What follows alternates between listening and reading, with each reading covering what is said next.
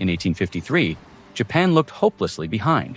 While Europe and America were building factories, railroads, and steam-powered warships, Japan was still ruled by samurai.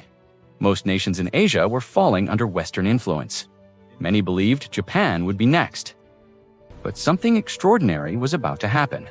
Within a single lifetime, Japan would transform from an isolated feudal kingdom into one of the most powerful nations. It would defeat China, it would defeat Russia, and it would shock the entire world. So how did a country that had been closed off for over 200 years achieve what no one thought possible?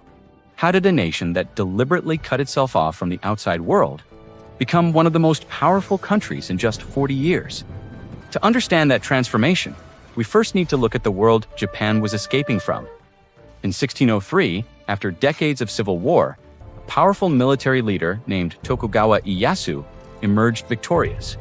His victory ended one of the most chaotic periods in Japanese history and established a new government, the Tokugawa Shogunate. Although Japan still had an emperor, real political power rested in the hands of the shogun, the military ruler of the country. From their capital in Edo, modern-day Tokyo, the Tokugawa government ruled Japan for more than 250 years. And unlike the centuries of war that came before it, this era brought something rare: peace. Japanese society was built on a strict hierarchy. At the top were the samurai warriors, bound by loyalty, discipline, and honor. They served powerful regional lords known as daimyo. Below them were farmers, artisans, and merchants. Social mobility was extremely limited. Everyone had a place, everyone had a role. And the Tokugawa rulers believed this structure was essential, because stability had finally ended centuries of bloodshed. And stability was something they intended to preserve at all costs. But outside Japan, the world was changing rapidly. European powers were expanding across Asia. Spain had taken the Philippines, Portugal and the Netherlands controlled trade routes across the region.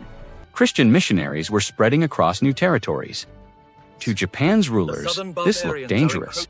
They saw how other nations were losing control after opening their doors to foreign influence, and they feared Japan could suffer the same fate.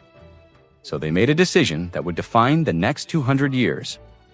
Beginning in the 1630s, Japan introduced a policy known as Sakoku, the closed country. Japanese citizens were forbidden from leaving. Foreigners were largely banned from entering.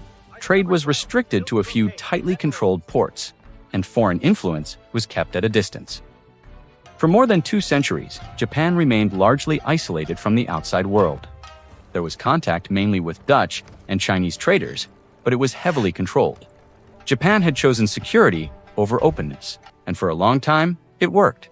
While Japan remained isolated, another revolution was reshaping the planet.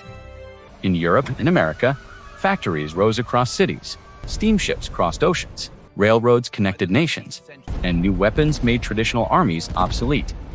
The Industrial Revolution was transforming global power, but Japan was not part of it. The country remained peaceful, its culture flourished, its cities grew, but technologically, it was slowly falling behind. The gap widened with every passing decade.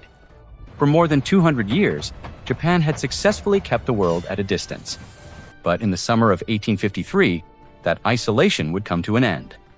On the horizon appeared foreign warships unlike anything Japan had ever seen. Their black smoke filled the sky. Their technology was far beyond anything in the region. And their arrival would trigger a crisis that would destroy the old order and force Japan to choose between transformation or submission.